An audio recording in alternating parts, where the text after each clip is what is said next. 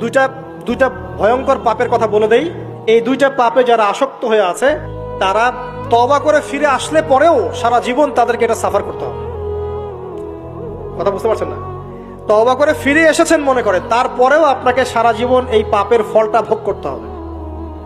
এক, মাদক দ্রব্য দীর্ঘদিন সেবন করেছেন, তওবা করেছেন, ফিরে এসেছেন, আল্লাহ হয়তো মাফ করে দিয়েছেন, আল্লাহ পাক মাফ করে দিয়েছেন, বাট আপনি আপনার দেহের যে ক্ষতিটা করে ফেলেছেন এটা পোষাতে পারবেন না। এক নাম্বার। দুই, তখন আপনি যদি বিয়ে করেন আপনি স্ত্রীকে সন্তুষ্ট করতে পারবেন না। হ্যাঁ।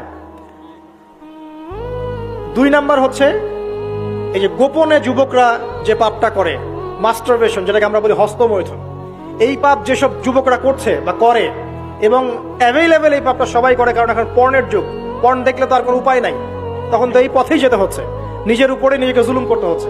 যারা হস্তমৈথুন অভ্যস্ত হয়ে গেছে এরা যদি তওবা করে ফিরেও আসে, শরীরের যে ক্ষতিটা হয়েছে এটা পূরণ হবে না কখনো। এখানে আপনার দেহের ক্ষতি, আপনার মস্তিষ্কের ক্ষতি, আপনার পরিবারের ক্ষতি। এমন আপনি যদি পরবর্তীতে গিয়ে পরিবার গঠন করতে চান, আপনি সুখী পরিবারও গঠন করতে পারবেন না, কারণ ভিতর থেকে আপনি নিজেকে শেষ করে ফেলেছেন।